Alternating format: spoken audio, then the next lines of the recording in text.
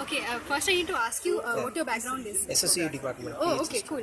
I'm recording this video for school students. I want to record this video and Oh, okay, upload it. okay, that's nice. Okay, so we know about DNA, which is the genetic material of life. So even if you don't know what gene means or genetic material means, I can tell you that DNA, it's a molecule and it's a double helical molecule. So what does double helix mean? A single helix is a spiral. A double helix is two spirals which are wrapped around one another like this. So it looks a bit like this, where imagine a ladder and the ladder is twisted and this forms a double helix. This ladder has steps. Those steps are made up by base pairs. Base pairs meaning A and T are paired with each other, adenine and thymine. C and G are paired with each other, that's cytosine and guanine. But for this demonstration, you won't need to know anything about the structure of DNA as such. All you need to know is that when there is something which is in a double helical shape and it is closed circular, that is, it forms a full circle closed at both ends, it obeys certain properties. So first I'm going to start by defining something called a twist number. The twist number is the number of times that one strand crosses the other, as in twists around another. So the twist number for this particular DNA is 1, 2, 3, 4, 5, 6, 7, 8, 9. 9 times.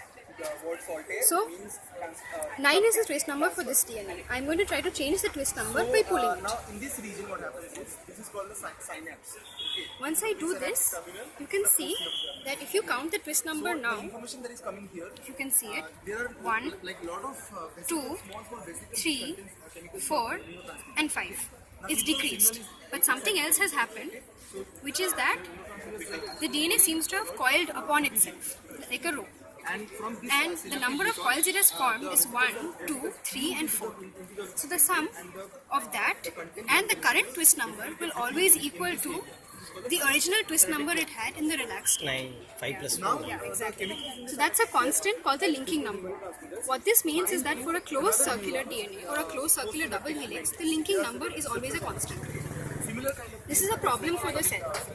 The reason being, during processes like replication, etc., there are certain proteins which try to decrease the twist number as I had done by pulling apart the DNA. So when you do this, you can see that, suppose this is the replication bubble, as it's going along, supercoils are forming in this direction and in this direction. That is a problem because for replication you need this bubble to go the whole length of the DNA. But you can't do that after a while because there are supercoils. So how do you overcome this problem? In the cell there are enzymes called topoisomerases. Topoisomerase, there are two kinds, 1 and 2. Topoisomerase 1 is an enzyme that cuts one strand of the DNA and unwinds bonds. Topoisomerase 2 cuts both strands and unwinds. That way, when supercoils are forming in one direction, topoisomerase unwinds them.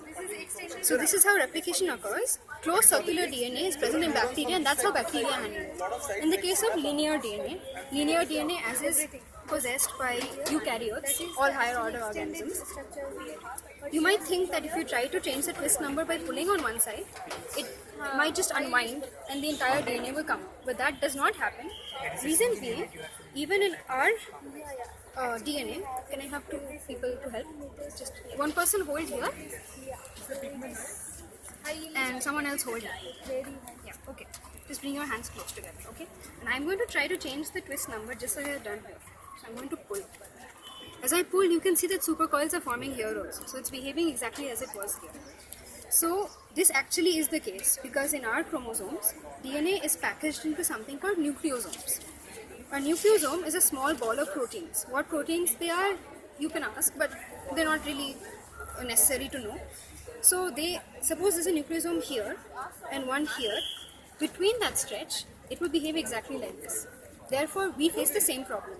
Therefore, topoisomerases are also required for higher order organisms.